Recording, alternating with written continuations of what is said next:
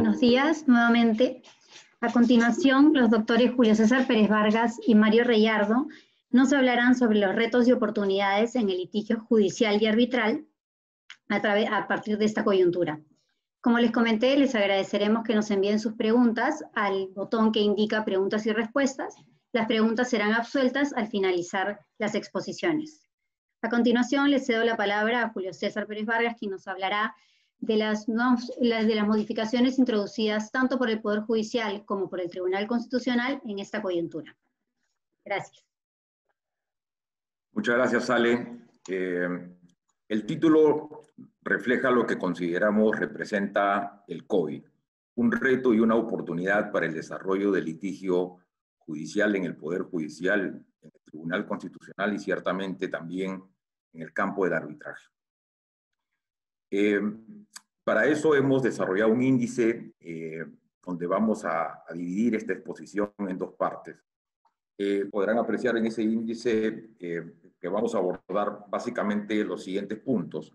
El primero, lo que ha sido la modernización en el Poder Judicial y en el Tribunal Constitucional, las nuevas herramientas a ser utilizadas y la aplicación en la realidad, los aspectos positivos que consideramos se generan como consecuencia de la implementación de los sistemas electrónicos a ser detallados, aspectos también negativos en esta implementación, y una segunda parte que va a estar a cargo de mi socio Mario Reyardo, que tiene que ver con las nuevas disposiciones y los cambios en el arbitraje virtual, y ciertamente va a abordar también las nuevas habilidades que van a ser requeridas por los abogados. Y un último espacio donde vamos a tratar de absolver las preguntas que ustedes formulen. La siguiente, por favor. El impacto del COVID en el Poder Judicial y en el Tribunal Constitucional puede ser analizado desde dos perspectivas. El COVID como fenómeno mundial ha tenido y tiene una repercusión en muchos aspectos de nuestras vidas, pero quizás desde la perspectiva del derecho esto pueda ser analizado desde dos niveles. Uno primero, que tiene que ser analizado en la perspectiva material, de cómo el COVID ha tenido una incidencia en las relaciones jurídicas, el impacto que tiene el COVID en los contratos que las personas naturales y jurídicas han celebrado. No es un secreto, digamos, para todos nosotros que hoy por hoy hay una gran discusión, por ejemplo, en los contratos de arrendamientos o en el cumplimiento de una prestación que está sujeta a un plazo, de si un inquilino debe pagar o no una renta, o si, por ejemplo, el arrendador puede y tiene el derecho a cobrar esa renta. Se ha hablado así también que el COVID representa un caso de fuerza mayor y que en consecuencia, tratándose por ejemplo de los contratos de arrendamiento, el arrendatario podría exonerarse del pago de la renta. Los civilistas, por el contrario, lo primero que dicen es que si es fuerza o no mayor dependerá básicamente de la naturaleza de la prestación, porque como todos los abogados saben, el dinero como género no perece, y en consecuencia el arrendatario en esta circunstancia siempre estaría en capacidad de poder cumplir. Hay otras instituciones que giran alrededor de todo esto. Se ha hablado de excesiva onerosidad de la prestación, abuso del derecho, frustración del contrato, principio de buena fe. Inclusive se comenta mucho esta cláusula o este principio de rebus sic stantibus. Para los que no son abogados, este principio refleja básicamente esas circunstancias concurrentes al momento de la celebración de un contrato. Y así se dice que cualquier alteración de esas prestaciones podría dar lugar a la modificación de aquellas estipulaciones. En España, por ejemplo, en el año 2008, a raíz de la crisis económica, se dictaron algunas sentencias que tenían por objeto restablecer el equilibrio contractual, aplicando precisamente este principio de rebus sic stantibus. Es decir, el COVID como impacto, como pandemia, como fenómeno mundial, no solamente ha tenido un impacto en estas relaciones contractuales, sino también, por ejemplo, lo vemos en otros ámbitos. Hay ciertas asociaciones de consumidores, por ejemplo, que han presentado algunas denuncias que tienen que ver con las tarifas que las clínicas están cobrando o con los precios de las medicinas, por ejemplo. Y será INDECOPI la que tenga que resolver ese caso. Pero no solamente ahí, sino también en el Congreso de la República. Ustedes, todos nosotros hemos sido testigos de cómo se ha dictado una ley que tiene por objeto básicamente evitar el cobro del peaje. Y también, aparentemente, se alistan a sacar otra ley que tiene por objeto congelar los intereses, afectando también el sistema financiero. Y claro, este fenómeno también aborda, ¿no?, la preocupación constante de todos los que estamos involucrados en el litigio y que tiene que ver con los plazos de caducidad y prescripción. Básicamente los plazos de caducidad, porque como todos ustedes saben, el artículo 2005 del Código Civil dispone expresamente que la caducidad no admite suspensión ni interrupción, salvo, dice la norma del Código Civil, con la excepción del artículo 1994, inciso octavo, que dispone que mientras sea imposible reclamar un derecho ante un tribunal peruano, puede establecerse esa excepción. De manera que creo que frente a todos los plazos de caducidad, esta puerta de la excepción consagrada en el artículo 1994, inciso octavo, creo que puede ayudar a evitar que entremos en una discusión respecto de la caducidad. De ahí la importancia del Poder Judicial y el Tribunal Constitucional, porque estos órganos van a tener el reto y la oportunidad de evitar probablemente los extravíos que puedan cometer otras instituciones. Pero hay un segundo nivel de análisis que es en lo que quiero detener un poco más y que tiene que ver con la estructura organizativa del Poder Judicial y del Tribunal Constitucional. Es decir, si están preparados o no para atender la demanda de justicia. El acceso de la justicia del ciudadano de a pie, si están en capacidad o no de resolver los casos que se presentan a través de esta justicia digital. Porque es bien importante tener en cuenta que la justicia no solamente se limita a un distrito judicial que es Lima, hay 34 distritos judiciales. Cada distrito judicial con su propia realidad, con sus cortes superiores, con sus juzgados especializados, con sus juzgados de paz. Y esto nos debe llamar a una reflexión, porque siempre, desde hace más de 80 años, el gran cuestionamiento que se le ha hecho a los órganos jurisdiccionales, hay un enorme distanciamiento del ciudadano con la justicia. Y por lo tanto, esta justicia digital que se quiere implementar no puede ahondar esa crisis.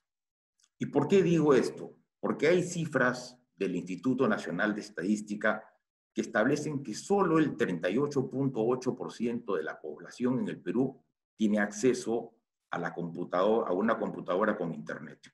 Y el tema es mucho más dramático si esto se ve en las zonas rurales, donde solo el 6%, datos del INEI, solo el 6% tiene acceso al internet. Y si a esto le sumamos la realidad que tenemos en el Poder Judicial, que el 60% de los jueces son jueces de paz, el tema, digamos, es mucho más crítico, porque los jueces de paz no son necesariamente abogados, normalmente son aquellos personajes que tienen un reconocimiento y legitimidad en su comunidad y son los que administran justicia. El otro 40% que está más o menos por el orden de los 3.300 jueces, abogados integrados dentro del Poder Judicial, son los que podrán tener acceso. Pero esa justicia rural es un problema que el Poder Judicial no puede desatender. Quiero ser enfático en que no rechazo de ninguna manera la justicia digital, sino que creo que es describir una realidad que es importante tenerla en cuenta. Y por cierto, debo reconocer, sin duda alguna, que el Poder Judicial en esta modernización está haciendo grandes esfuerzos. Creo que es plausible, dignas de elogio, pero creo que necesitamos tener esto como reflexión. ¿Qué es lo nuevo que ha habido a propósito del Poder Judicial como consecuencia del COVID? ¿Cuáles son esas nuevas herramientas que se han presentado? Miren, lo que ya había desde el año 2017 era el expediente electrónico, que fue un esfuerzo del Poder Judicial notable por tratar de digitalizar la justicia, y lo hizo a través del expediente electrónico para los juzgados comerciales. Comenzó en el año 2017 y se ha venido desarrollando desde ese momento, donde en el expediente electrónico se presentaban las demandas, se colgaban las resoluciones, se notificaban a las partes, etc.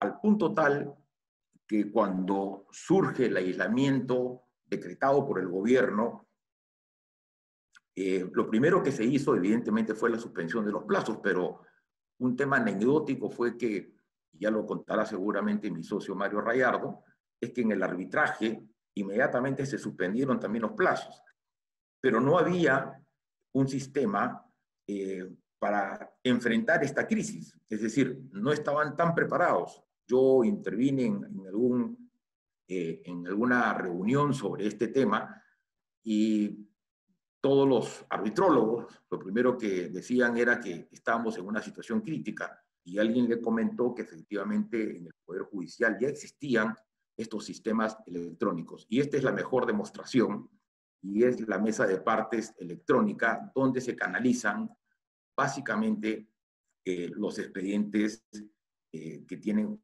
una especialidad distinta. La siguiente, por favor. Ustedes podrán apreciar que se pueden presentar en esta mesa de partes electrónica demandas, recursos, escritos, pero ahora de distintas especialidades: civil, comercial, contencioso, constitucional y de familia. Pero eso no era la única herramienta digital que ya tenía y que ya contaba con el Poder Judicial. Evidentemente, el tema del COVID ha acelerado este desarrollo de esta herramienta de la mesa de partes electrónica y a través del expediente electrónico. Por ejemplo, hay otra herramienta interesante que tiene que ver con el juez te escucha, ¿no? La siguiente, Ale. Y en el juez te escucha es una herramienta que también estaba programada en septiembre del año pasado. Es decir, que cuando vino el problema del COVID con el decreto de aislamiento por parte del gobierno, el Poder Judicial ya contaba con esta herramienta de mesa de partes electrónica y con esta herramienta digital del juez te escucha. Y claro, esto tiene algunas bondades y algunas ventajas, que es que cualquier persona puede, obtener una cita y agendar una cita a través de este mecanismo. De hecho, el problema que tiene es que está en una fase de implementación, y estimo que bien desarrollada esta herramienta puede ayudar a que todas las personas puedan acceder a una reunión con el juez, sin tener que necesariamente movilizarse. ¿Qué es lo que sí ha sido nuevo? Lo que ha sido nuevo son herramientas distintas, como por ejemplo la de Google Hangout Meet, que son para audiencias, ¿no? Herramientas creadas a raíz de la pandemia. De hecho, esta plataforma virtual donde se pretenden básicamente llevar a cabo audiencias, van a necesitar, ¿no?, del Poder Judicial seguramente un protocolo. Porque, de hecho, llevar a cabo una audiencia a través de una plataforma no es lo mismo que llevar una audiencia de manera presencial. Es evidente que en estas circunstancias podría eventualmente congelarse una imagen, o puede ser que falle el sistema en plena audiencia, y de hecho lo primero que van a alegar las partes es una afectación al debido proceso como consecuencia de no tener esas posibilidades de poder exponer su caso frente a la Corte Suprema. La Corte Suprema, digamos, ha dictado, digamos, lo primero es que se cree un correo de Gmail para poder agendar las audiencias, ¿no? Sin embargo, me temo que va a ser necesario un protocolo que garantice la eficiencia de esta plataforma y al mismo tiempo genere la seguridad para las partes a un adecuado debido proceso por las interferencias que puede tener la tecnología. La siguiente, por favor.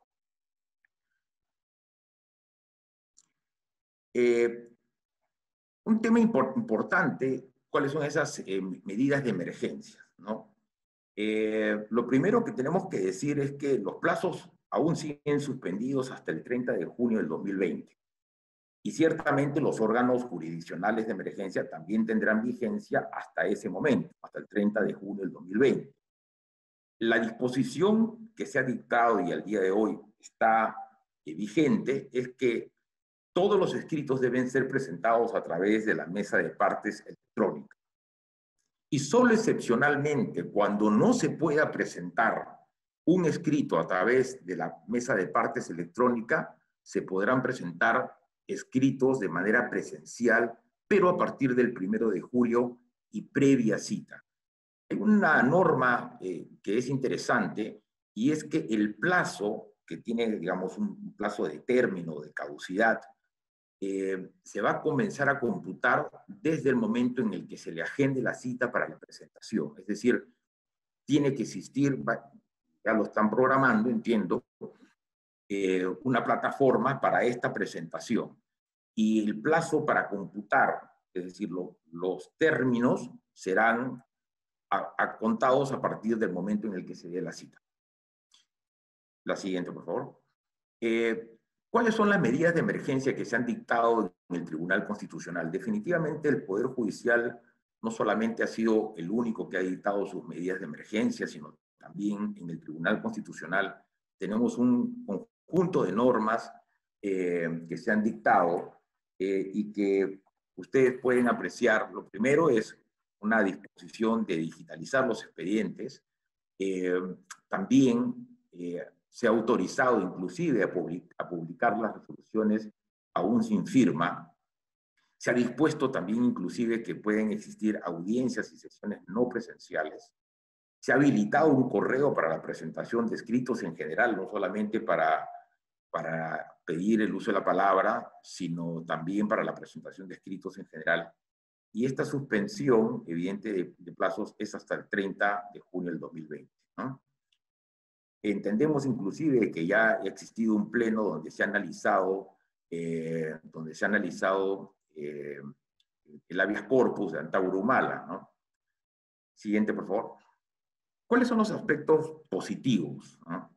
De hecho, digamos, para todos, tampoco no es un secreto que a veces las tragedias traen cosas positivas y creo que esto puede ser un aspecto positivo, pueden haber temas positivos, y lo primero es una reducción de costos, ¿no? En el impacto no solamente del medio ambiente, sino que va a generar una reducción de costos digamos, en cuanto a la presentación de muchos escritos. Los procesos se van a automatizar y de hecho, digamos, se va a asistir al Poder Judicial solo para los trámites relevantes. Es la idea, es decir, aparentemente la justicia digital tiene por objeto permitir que las personas puedan tener un acceso más directo, pero va a limitar seguramente las audiencias físicas o presenciales a ciertos casos especiales.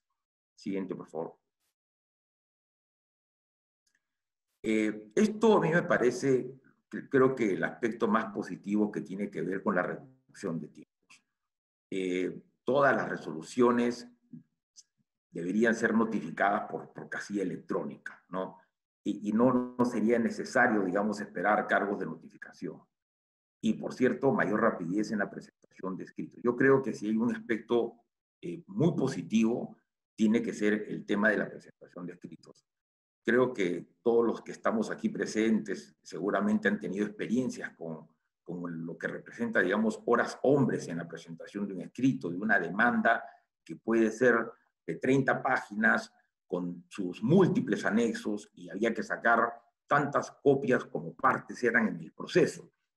Y si a eso le sumamos que seguramente estaban dentro del plazo, a veces una persona tenía que ir a comprar el arancel, otra persona tenía que hacer la cola, la otra persona estaba llevando seguramente los escritos, y representaba una enorme cantidad de horas hombres para la presentación de un escrito que podía estar sujeto a plazo. Yo creo que si se logra digitalizar y si se logra hacer la presentación de todos los escritos vía digital, creo que habremos ganado muchísimo en cuanto a temas de tiempo y horas hombres de inversión.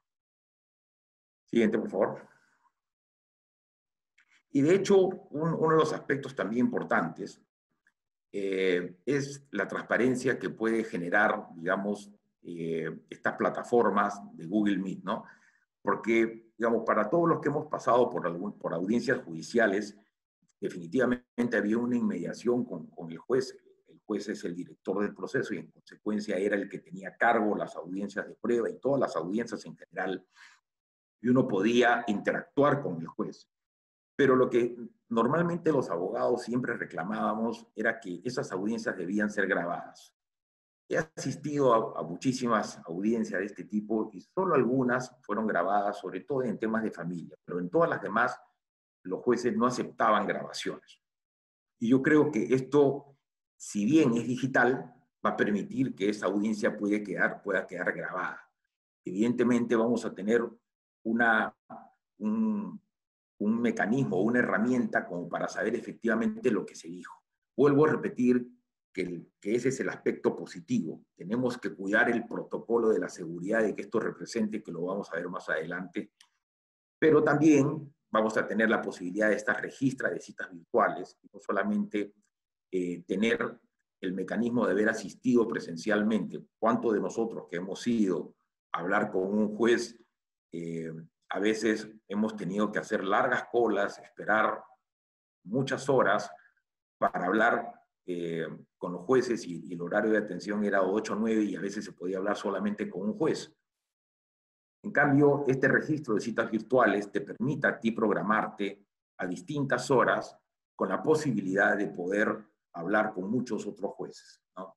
Y ciertamente un tema de mucha transparencia es lo que tú hables con el juez.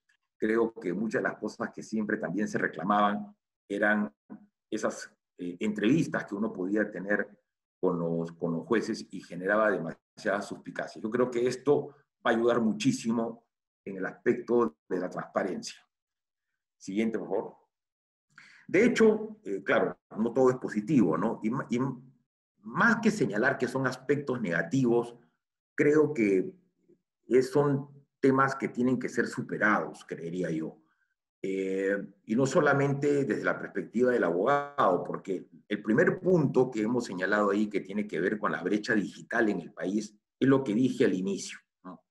Esta imposibilidad de muchos de los ciudadanos de a pie de contar con acceso a una computadora con internet. Si lo que queremos es acortar la brecha y acortar ese distanciamiento que siempre se ha reclamado del ciudadano con el Poder Judicial, no solamente el Poder Judicial, sino todos en su conjunto, o sea, la sociedad civil y el Poder Ejecutivo, vamos a necesitar hacer un esfuerzo inmenso para tratar de lograr acortar esa brecha digital y tener un acceso real a la justicia. Esto va a suponer, sin duda alguna, que tenga que haber inversión económica, ¿no? Que es uno de los aspectos negativos, pero que puede ser superado si es que el gobierno efectivamente dicta algunas medidas importantes respecto de eso. Lo que sí he escuchado, y es más, ha habido una pregunta, reflexión del doctor Seminario, a propósito sobre el principio de inmediación y lo que esto representa. Se ha dicho que la justicia digital, lo he escuchado en muchos foros, lo he escuchado también en muchos artículos, de si la justicia digital genera una ruptura del principio de inmediación. El principio de inmediación supone básicamente interactuar cara a cara con el juez. Claro, muchos dirán, pero a través de los medios digitales también es cara a cara, es decir, solamente que solamente te separa una pantalla.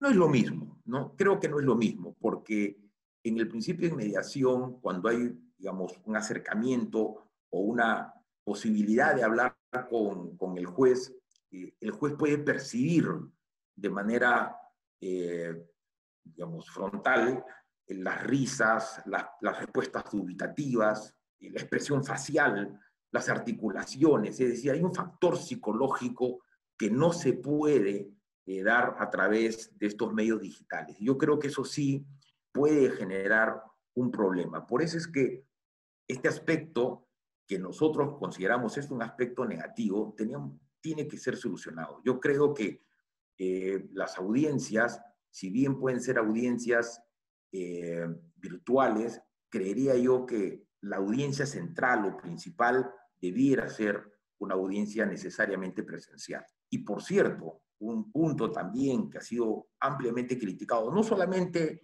a nivel del Poder Judicial, sino también entiendo en los arbitrajes, tiene que ver con los temas de las declaraciones de los testigos, de las partes, de las confrontaciones con los peritos eventualmente, ¿no? ¿Y por qué? Porque el tema de la declaración de un testigo y las partes, si bien hoy por hoy en nuestro país las declaraciones testimoniales están venidas a menos, ciertamente lo que se busca a través de la declaración de un testigo es la espontaneidad, la respuesta sincera, el hecho de responder de manera directa, sin tener que, evidentemente, valerse de algún instrumento que sí lo podría hacer si es que efectivamente utiliza estos medios digitales. Basta que no sepa una pregunta seguramente como para que se pueda desconectar o descongelar o tener a lo mejor un teleprompter, digamos, al frente o eventualmente alguien que les puede estar dictando una respuesta. Se pierde absolutamente la espontaneidad. Yo creo que el tema de los testigos, las reglas de la IVA, por ejemplo, en cuanto al tema del arbitraje, tienen que ser de una u otra forma incorporadas al proceso civil o a nuestro proceso en general para permitir que los testigos tengan esa espontaneidad. Hoy se hablan de métodos de seguridad, de tener 2 o 3 cámaras como para que efectivamente se pueda visualizar que el testigo no necesariamente responda con auxilios o con ayudas de otras personas. Sin embargo, me temo que esto, digamos, nos va a tomar tiempo y va a tomar una inversión económica importante, ¿no? Y los peritos lo propio, es decir, hay muchas situaciones donde los peritos se confrontaban y el juez tenía siempre esa posibilidad de poder enfrentar posiciones para poder tener una conclusión. Se va a perder la espontaneidad. De eso no hay ninguna duda. Y yo coincido y convengo con muchos de los comentarios que se han hecho respecto de este tema de la inmediación. Y creo que en esta nueva reforma se va a necesitar, sin duda alguna, se va a necesitar tener en consideración que este tipo de cosas no pueden romperse, no pueden desaparecer o eliminarse. La siguiente, por favor. De hecho, los otros temas que también pueden ser negativos, pero vamos a tener que solucionarlos, tiene que ver probablemente con las fallas en las propias audiencias, ¿no? Ustedes pueden apreciar nomás en esta presentación que tenemos inclusive problemas como para pasar una página a otra. Y seguramente cuando haya una audiencia no es lo mismo hacer un informe oral que a través de una pantalla. Si es un informe oral presencial, nadie se le va a entrecortar la voz, ¿no? Ni tampoco va a tener una imagen congelada, sino que efectivamente va a tener esa espontaneidad directa. Y yo creo que esas fallas en las audiencias pueden recortar seriamente el debido proceso, ¿no? O lo que puede pasar y tenemos que tener digamos, algunos protocolos de seguridad tiene que ver con lo que pueda ocurrir durante una audiencia virtual, que son las faltas de conexión. Se puede ir la luz, digamos, la computadora puede fallar, se puede caer el sistema. En fin, creo que hay una serie de cosas que se tienen que tener en cuenta y que por ahora pueden ser considerados como aspectos negativos si es que no se generan protocolos de seguridad importantes, ¿no? De hecho, un aspecto no sé si negativo, pero va a tener que ser la demora en la digitalización de los expedientes físicos, ¿no? Porque hasta que eso se dé no vamos a poder tener acceso a los expedientes físicos. Eso puede generar un problema. Último problema tiene que ver con la ciberseguridad, que es necesario que se guarden todos los, digamos, los niveles y protocolos de seguridad. Algunas ideas generales primero, antes de entrar a los detalles. Podríamos nosotros decir que las cosas más saltantes son que se ha producido una profundización de las prácticas virtuales en el arbitraje. No es que ha aparecido de pronto el arbitraje virtual, esto ya se venía dando desde hace varios años, sobre todo en el arbitraje internacional y en el arbitraje local de casos complejos. Muchas veces ya se venía dando cosas como el manejo por completo de los escritos y las pruebas por correo electrónico. Eso era algo ya bastante usual. Lo que ha ocurrido, y es cierto que hasta antes de la pandemia, de modo excepcional, habían audiencias virtuales. Esto era muy excepcional. Lo que ha generado esta situación es que todas estas prácticas se han profundizado y se están volviendo cada vez más masivas. No creo que necesariamente, lo que se va a quedar posiblemente sea el manejo virtual de la documentación, y apenas podamos circular libremente, podemos regresar a las audiencias virtuales. Importante también en el plano local conocer las nuevas disposiciones emitidas por los centros arbitrales. Lo que han hecho ellos es profundizar el arbitraje virtual del que estamos hablando, que ya lo venían haciendo, pero era básicamente iniciativa de los propios tribunales arbitrales. Dentro, por supuesto, del marco general que daban los reglamentos arbitrales, pero ahora han sido los mismos centros arbitrales los que inicialmente están dando protocolos específicos con detalle de cómo se van a llevar adelante los arbitrajes en estas situaciones. Y la idea es evitar el retraso de los arbitrajes frente a las suspensiones iniciales. La idea es equilibrar, por un lado, la salud de los participantes, tratando de evitar audiencias presenciales, pero sin que esto implique sacrificar el derecho de defensa de las partes. Es decir, la regla, incluso en el arbitraje internacional, ha sido, cuando digo internacionales, instituciones como la ICC, ha sido continuar el arbitraje como regla general sin ningún problema. Y era más bien como una situación excepcional para determinado caso concreto donde se tomaban medidas especiales. En Perú lo que hizo fue que se paró, por lo menos a nivel institucional, los arbitrajes, y en los ad hoc, hasta donde conozco,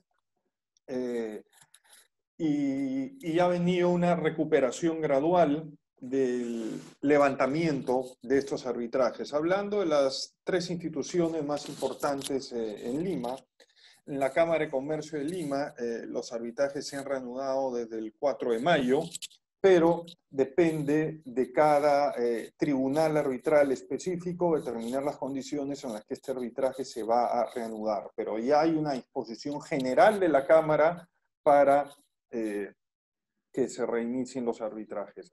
En el caso de AmCham Perú, los arbitrajes siguen suspendidos, pero depende de la decisión de las partes de que se reinicien estos arbitrajes. Esto lo que ha llevado es a varias audiencias virtuales o conferencias, en realidad, lo que antes le llamamos conferencias telefónicas, que se daban bastante, han pasado a ser de algún modo por videoconferencia, y en la medida que hay acuerdo a las partes, ahí se reinician los arbitrajes. En el caso de la Pontificia Universidad Católica, esto venía suspendido, pero ya ha salido hace pocos días, una nueva nota del Centro de Arbitraje de la Pontificia Universidad Católica del Perú, que dispone que a partir del 1 de julio se van a reanudar los arbitrajes. Y vamos a hablar también muy brevemente de algunos protocolos internacionales que han sido tomados en cuenta a la hora de ir instalando las audiencias virtuales en Perú y en otros países, ¿no? Que sería el protocolo de la Cámara de Comercio Internacional, la Corte de Arbitraje Madrid y el llamado protocolo de Seúl, que lo veremos en breve. Quiero hablar ahora de cómo están funcionando en el Perú los arbitrajes en las instituciones más utilizadas en Lima. En la Cámara de Comercio de Lima ya los protocolos dicen que se pueden plantear solicitudes arbitrales a través de una mesa de partes virtual que ellos tienen. Es un programa en su web por el cual uno muy fácilmente llena simplemente determinados campos y va subiendo la solicitud con sus principales pruebas y eso hace mucho más fácil que ya se hayan presentado una serie de peticiones arbitrales en todos estos días.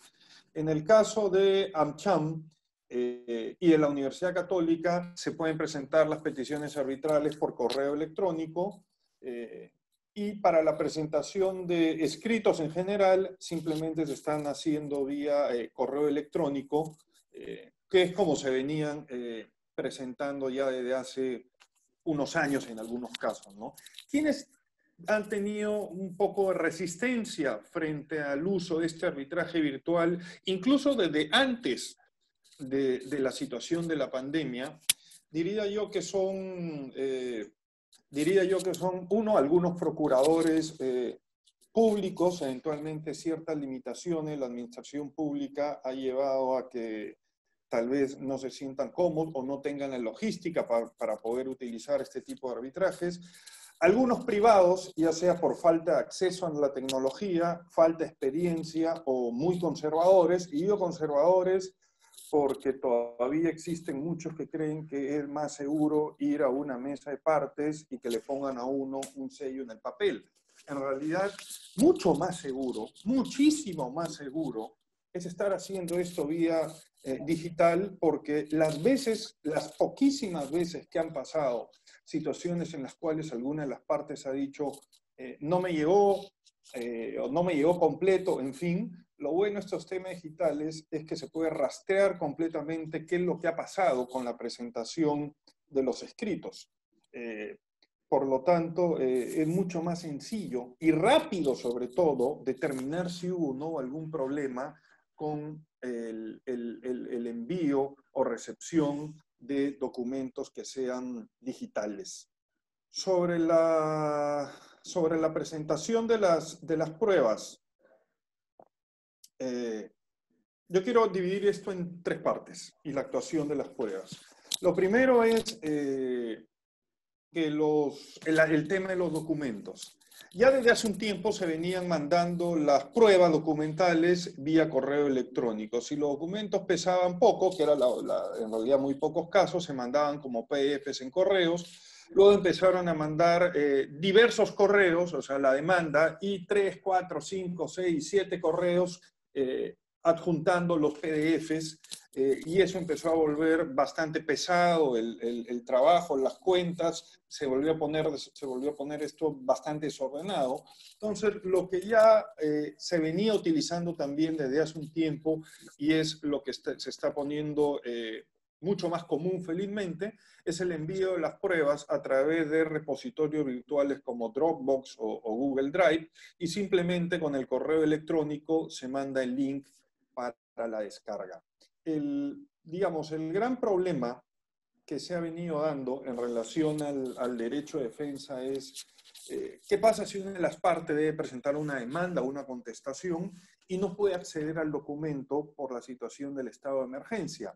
Hay empresas, por ejemplo, que tienen sus operaciones de campo en zonas muy alejadas del país, y a veces puede haberse quedado simplemente la seguridad, no necesariamente el personal administrativo, y no hay la posibilidad de poder acceder a esa información, por ejemplo, o las restricciones de viaje, o restricciones tecnológicas, o empresas que su documentación muy antigua la tienen en almacenes alejados, no necesariamente ya con la falta de espacio se tiene toda la documentación en la oficina principal. Entonces, en realidad, la idea aquí es, y como debería venirse manejando esto, y de hecho lo manejan, creo que los tribunales en la medida que los reglamentos lo permitan, es que se reinician los arbitrajes y solamente para aquellos casos particulares en los cuales hay algo que dificulte el acceso a la prueba de una de las partes, entonces podrá hacerse la excepción para que esa parte pueda presentar después el medio probatorio al que no ha tenido acceso por las dificultades de restricción de movilidad de la pandemia. Y para eso vean que no hay necesidad de modificar nada. De hecho, la regla que existe detrás de la presentación de pruebas, normalmente si se pueden presentar pruebas después de los memoriales postulatorios, cuando uno, los hechos son posteriores a los hechos postulatorios y por lo tanto la prueba es posterior, o dos, cuando había una situación acreditada que impedía material y físicamente que las partes puedan acceder a ese medio de prueba. Entonces, si estamos en una de esas dos situaciones, creo que es preferible sin duda reiniciar los arbitrajes y dejar excepcionalmente para esos supuestos específicos una presentación posterior de la prueba. De lo contrario, lo que puede haber ahí es una vulneración al derecho de defensa con posiblemente el riesgo de una anulación del laudo.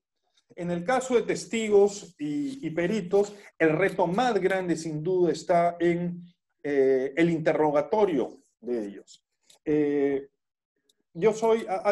Sin duda uno de los debates más importantes es si se está afectando o no el principio de inmediación de la prueba en este tipo de casos. Mi opinión es que si bien hay se dificulta muchas cosas en el interrogatorio de testigos, y sobre todo se dificulta la posibilidad que tenían los árbitros de percibir determinadas situaciones a partir de la comunicación gestual. Llámese, no sé, cuando alguien se está rascando continuamente en preguntas difíciles, eso puede ser un indicio de que hay algo raro detrás. El consolarse uno mismo cuando está jugando de repente con algo, ¿no? Y uno empieza a jugar de repente con su anillo en la mesa. Cuando las partes evitan, el testigo, el experto evita el contacto visual con los árbitros, eso a veces también es un indicador. El sudor, el movimiento continuo y nervioso de las piernas, el mirar al abogado de la parte que lo nombra para tratar de buscar algún tipo de tranquilidad o instrucción. A ver, no es que eso significa que alguien está mintiendo, pero en conjunto todos esos pequeños detalles son... digamos, es menor información que la que llega al árbitro para poder hacerse una idea de la veracidad o no de las afirmaciones que está escuchando el testigo y experto. Sin embargo, creo que pese a esos costos, no hay una gran afectación a la inmediación de la prueba en la medida que finalmente una buena táctica interrogatoria de los abogados podría conseguir que el testigo o el experto pueda responder o bien o eventualmente pueda desnudarse algún tipo de problema en su declaración. El gran problema práctico que sin duda existe y preocupa a muchos es la posibilidad de que si estamos hablando de audiencias virtuales con los testigos y expertos en distintos lugares, se pueda soplar al testigo. Ese sin duda es un gran problema. Frente a esto, los distintos protocolos han venido diciendo qué es lo que se puede hacer en esta situación. Uno, la cámara 360, esa que se pone en el centro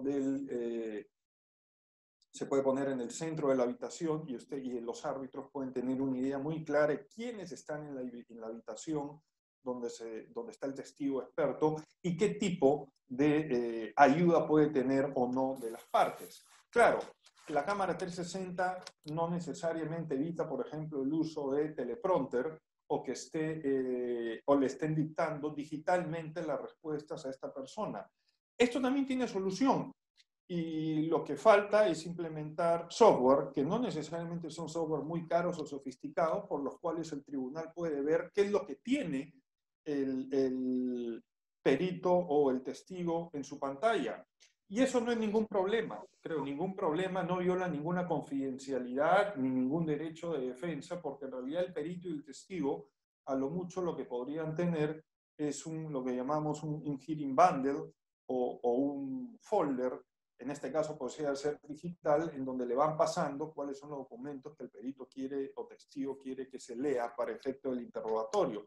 Pero el tribunal podría también ver eso. Es exactamente la misma tecnología que de hace ya muchos años, por ejemplo, usan las áreas de sistemas en muchas oficinas para hacer un control remoto de lo que pueda estar pasando en una computadora cuando falla. De hecho, yo en este momento tengo al experto técnico de nuestra oficina tratando de revisar un tema del software de esta conferencia, y está entrando desde otra casa, desde su casa, a mi computadora y está viendo lo que yo tengo al frente. Entonces, esos software son bastante sencillos de conseguir y eso podrían tener los tribunales para saber que no le están dictando, como si fuese un teleprompter, la respuesta a los testigos y expertos. Y bueno, la solución más barata, sin duda, y que ya se venía usando desde mucho antes de la pandemia, en aquellos pocos casos donde el testigo, el experto estaba fuera del país y no era necesario traerlo, a veces viaja de algún modo la parte interesada, manda a un abogado, a un representante, un practicante, un asistente que esté presente en el lugar donde está el testigo o el experto y que pueda asegurarse ahí de que no tiene a una persona soplándole la respuesta. Esta práctica ya era bastante común, esta práctica no necesitaba el protocolo de la pandemia, pero incluso ya ha sido puesta expresamente, permitida expresamente en muchos de los protocolos. Por último, en las inspecciones oculares, aquí sí podría haber un problema serio de inmediación de la prueba, porque en la medida que el lugar quede lejos y los árbitros no puedan viajar a la zona, la situación se puede complicar. Entonces, ahí lo que se ha estado proponiendo es si el monto del arbitraje es lo suficientemente alto como para que se justifique la inversión, puede usarse drones o eventualmente pedirse a la parte que ofrece la prueba o al perito que va a ir que filme en video la zona y eso es lo que se va a transmitir. Respecto de los principales protocolos que se han emitido y que están siendo usados como referentes, sin duda alguna hay que tener en cuenta el de la Cámara de Comercio Internacional, solamente para mencionar tres de las tantas disposiciones que ellos tienen. Es uno, el tribunal puede determinar si la controversia totalmente o parcialmente puede resolverse solamente mediante documentos, lo cual implica que no sea necesario tener audiencias de pruebas. Por otro lado, si hay desacuerdos sobre las audiencias virtuales, el tribunal puede examinar las circunstancias necesarias y decidirá que hay audiencia, ojo, eso es interesante, pese a la oposición de las partes. Pero claro, no es una cuestión arbitraria del tribunal, sino que deberá examinar las circunstancias concretas y motivar su decisión, algo que expresamente pide el protocolo. Y que en las audiencias virtuales, sin duda alguna, debe establecerse medidas para respetar la protección de datos y documentos, la confidencialidad. La Corte de Arbitraje Madrid, en su protocolo, recomienda la función de sala de espera, es decir, que sea el secretario o el presidente o los árbitros los que tengan control de acceso a cada parte. No es que con el simple link todos pueden ingresar, sino que el presidente va viendo el permiso de ingreso que alguien le propone y decidirá que si es alguien que está en la lista de participantes habilitados, le va a dar el pase a la audiencia. Se recomienda en ese mismo protocolo que el testigo perito acredite que no se comunicará con otras personas durante esa presentación sin la autorización de los árbitros. En fin, se pide que firme una declaración. La verdad que esos papelitos ya a estas alturas son la verdad bastante irrelevantes. Si estamos grabando la audiencia, basta que el testigo o experto se comprometa en la grabación a no utilizar mecanismos ilegales o prohibidos para tener acceso a ayuda de la parte que lo ofrece. Pero en fin, el protocolo de Madrid pide un papel firmado. Y si la plataforma escogida por las partes cuenta eventualmente con un chat interno, como lo tienen muchas, ¿no? Zoom, Microsoft Teams, etcétera, esta no puede ser utilizada para que las partes se comuniquen directamente con los árbitros. Cualquier comunicación al chat debe ser al chat abierto, en el cual todos los abogados, las partes y los árbitros pueden tener acceso a las preguntas que se estén haciendo. Y el protocolo de Seúl, que fue uno de los primeros en salir, que es un protocolo en realidad hecho por una comunidad de abogados, es el más completo en términos de detalle, en términos tecnológicos. No es tan jurídico, pero sí da muchos tips de cómo llevar a cabo esto. Sin embargo, la implementación del protocolo de Seúl haría bastante cara la audiencia. Sobre todo, estamos pensando en arbitrajes locales de montos muy altos, ¿no? Dicen cosas como que cuál es el tipo de banda, cuál es el tipo de internet que se tiene que usar, la parte que solicita la videoconferencia debe asumir los costos adicionales que no tenga la contraparte para poder llevar a cabo la videoconferencia, exige que haya un experto técnico antes y durante la audiencia para solucionar cualquier problema técnico que se presente. Bueno, frente a esta, ya para terminar, frente a esta, digamos, frente a este reto de las audiencias virtuales, yo creo que es importante tener en claro algunas recomendaciones. Uno, sesiones cortas, está ya acreditado por varios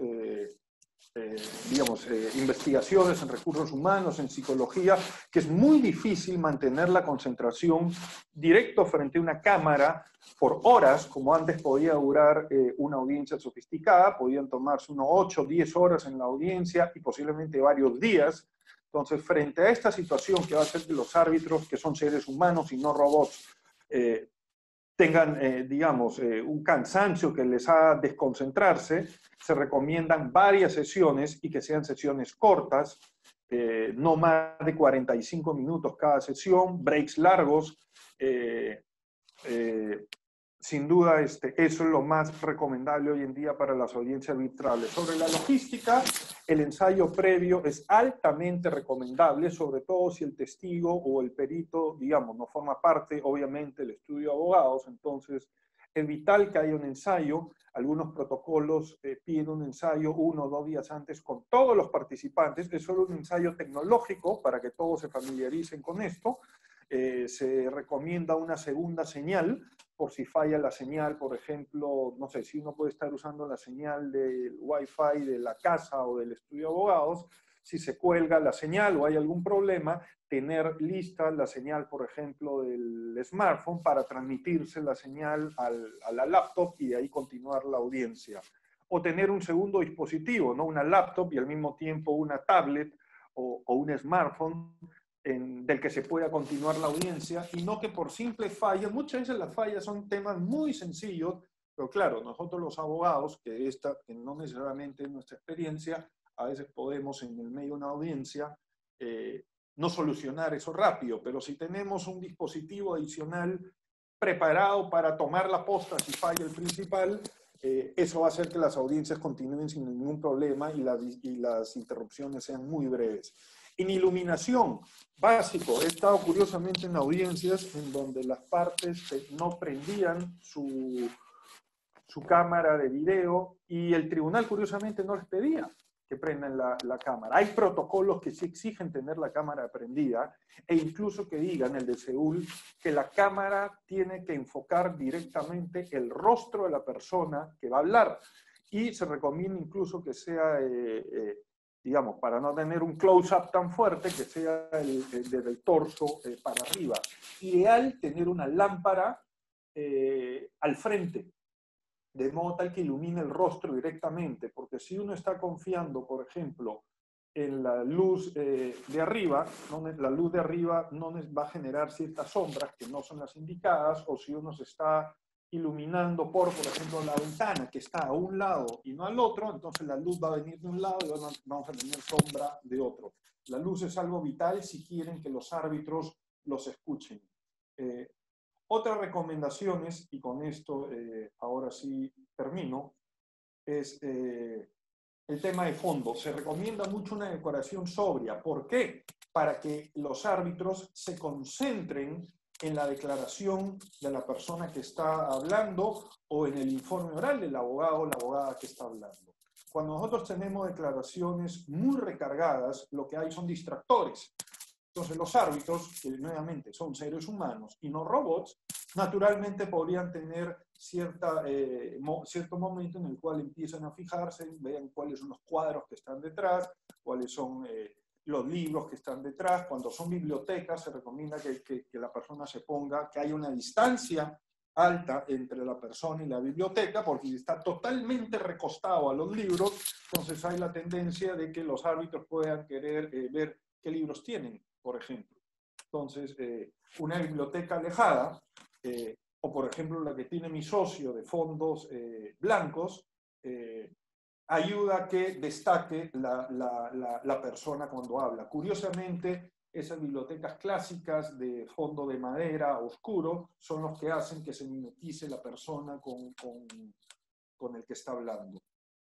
Sobre la cámara, vital, hay algo bien curioso. Si estamos en una audiencia presencial, lo importante obviamente es mirar a los árbitros. Pero si uno mira a los árbitros en la pantalla, en realidad los árbitros no están percibiendo eso. Entonces lo que hay que aprender es a mirar a la cámara. En este caso, lo que ustedes tienen que hacer es, ustedes pueden ver varios puntos, por ejemplo, en su laptop, tienen que ir identificando cuál de todos los puntos es la cámara. Y lo que hacen es simplemente ir tocando, ¿no? Yo estoy aquí poniendo mi dedo, lo que acabo de aquí tapar es la luz, en realidad, directa, creo que es una luz mínima la de la laptop. Aquí acabo de ponerla al centro. Esto significa que acabo yo de tapar la cámara. Ese es el punto al cual uno debe mirar. Y ese es el punto entonces en el que los árbitros van a tener la impresión de que ustedes están mirando a los árbitros directamente. Lo peor que pueden hacer es poner la cámara al costado.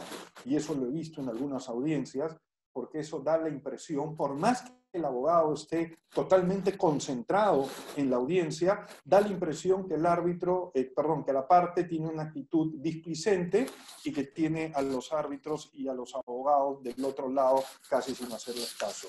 Y por supuesto, no estén en una audiencia, si ustedes son, si los árbitros, por ejemplo, se están dirigiendo a ustedes, no estén titeando, porque puede dar la impresión de que ustedes no los están escuchando. Y sobre el audio, y este es el final, se recomienda audios compatibles, porque, por poner un ejemplo, los audios de un iPhone no necesariamente son compatibles con una laptop. Sí, ustedes eventualmente podrán estar escuchando lo que sale en la audiencia, pero no tienen de pronto control del volumen, por ejemplo, justamente por esa falta de compatibilidad. Y por último, se recomienda hablar pausado.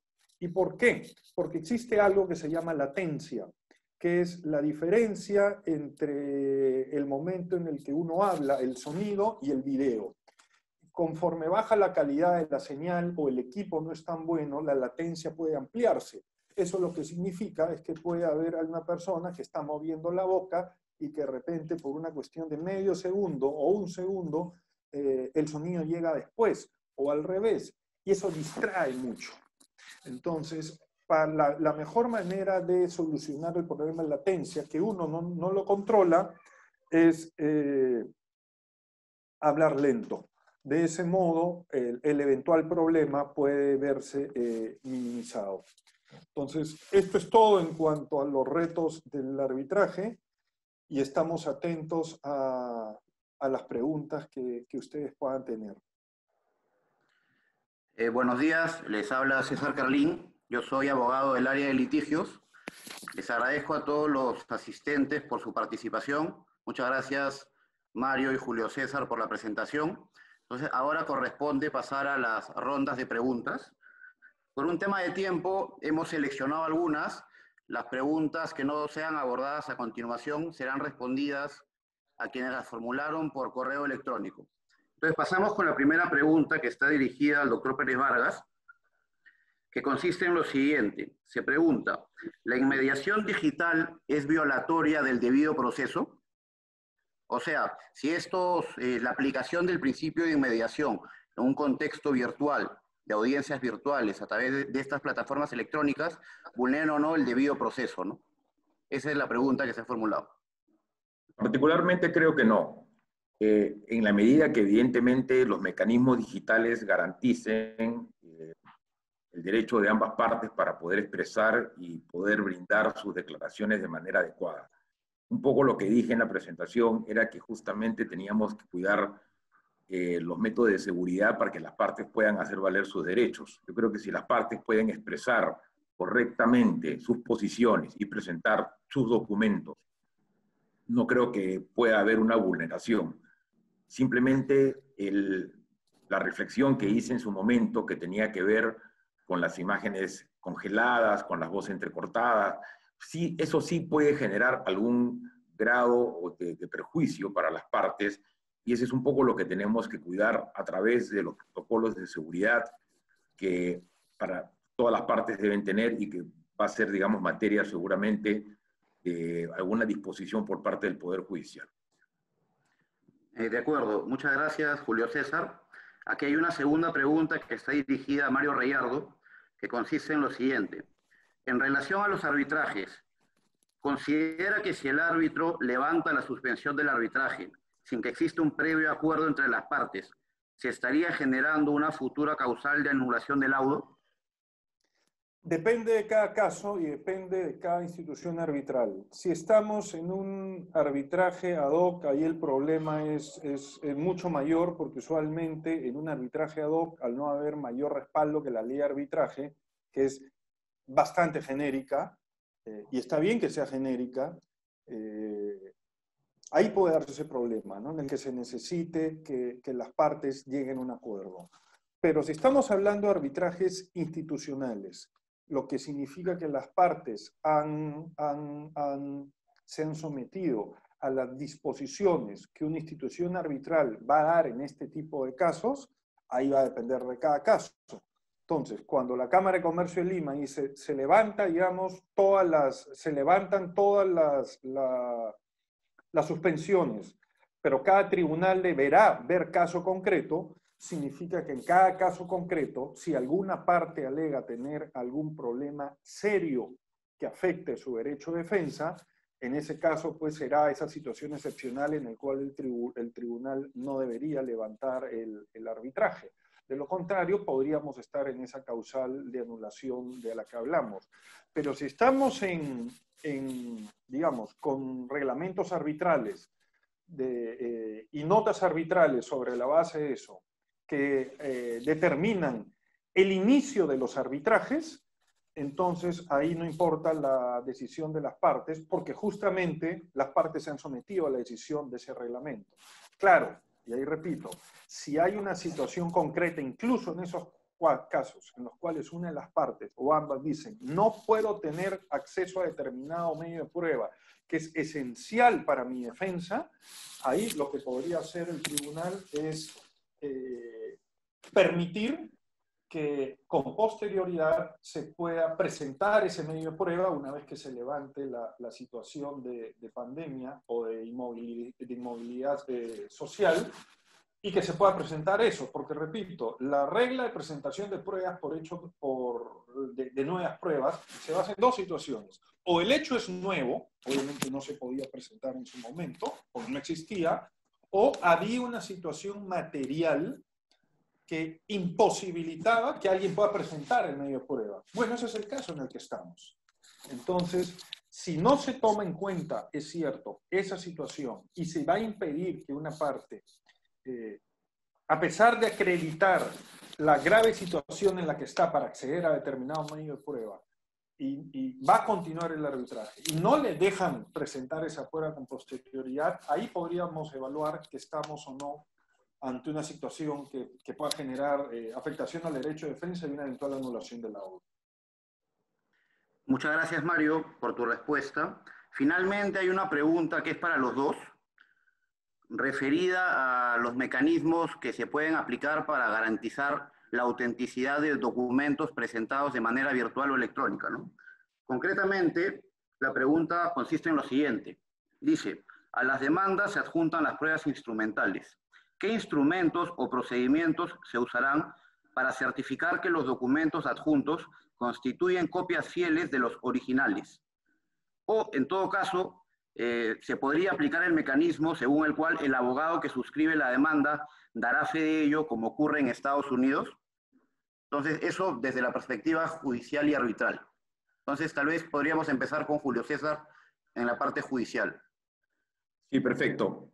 Respecto de esa pregunta en concreto, yo podría considerar lo siguiente. Primero que nada, el Código Procesal Código Procesal Civil establece que, por ejemplo, las copias tienen un respaldo y son fehacientes de su realidad. En consecuencia, la parte contraria tendría que objetarla para decir que ese documento puede ser considerado como falso, en primer lugar. Efectivamente, esta práctica en Estados Unidos de que el abogado da la autenticidad de esos documentos es un mecanismo importante y que podría ayudar a que los jueces, por ejemplo, no exijan necesariamente copias certificadas, copias legalizadas o copias notariales, que a veces lo hacen y no aceptan necesariamente copias, ¿no? El abogado debe cuidar de que, digamos, o garantizar que esos documentos que están presentando respondan básicamente a un instrumento, digamos, fiel del real, si se quiere, ¿no? Digamos, para los efectos, el Código Procesal tiene una disposición en cuanto, por ejemplo, el recurso de casación que se presenta directamente en la Corte Suprema, se le exige al abogado que presente con su firma y que garantice que los documentos que presenta son los que corresponden a la realidad. Es decir, el mecanismo está previsto en el Código Procesal y podría ser también utilizado para todas las exigencias de presentación de documentos. Y creo que sería una muy buena práctica porque ayudaría justamente a aliviar, digamos, la fidelidad de los documentos que se presentan. Muchas gracias, Julio César. Mario, en el tema arbitral, en sede arbitral, ¿cuál sería la perspectiva en relación a la autenticidad de los documentos que se adjuntan a una demanda de manera virtual? Ya, a ver, creo que yo no he visto que se presenten documentos originales o copias legalizadas en un arbitraje hace más o menos 15 años o más. Entonces, en el arbitraje la práctica es presentas copias simples. Y lo que ocurre es que si una de las partes considera que un documento es falsificado, entonces va a realizar algún tipo de incidente, oponerse, objetar, tachar por falso, pedir un peritaje. Entonces, ese es el modo como funciona. No se exige. De hecho, no solo yo, hace más de 15 años que no veo un arbitraje donde presenten originales o copias legalizadas, sino que además no he visto arbitrajes donde una de las partes pida, ni los árbitros pidan estas copias legalizadas u originales. Entonces, el modo como esto se ha venido manejando todos estos años, y esto no ha cambiado con la pandemia, es que las partes presentan sus pruebas en PDF, las suben a un repositorio virtual, pasan el link, uno las baja, y si uno tiene la sospecha de que hay algo que esté falsificado, entonces va a impugnar ese medio de prueba con los remedios que el reglamento lo permita. De acuerdo. Muchas gracias, Mario. Con la absolución de estas preguntas, damos por terminado el webinar. El webinar va a quedar registrado en video, les vamos a alcanzar el link y en relación a las preguntas pendientes, vamos a absolverlas por correo electrónico. Les agradecemos mucho por su asistencia y también a Mario y a Julio César por su exposición y absolución de preguntas. Muchas gracias. Gracias a los asistentes. Hasta luego. Muchas gracias. Hasta luego.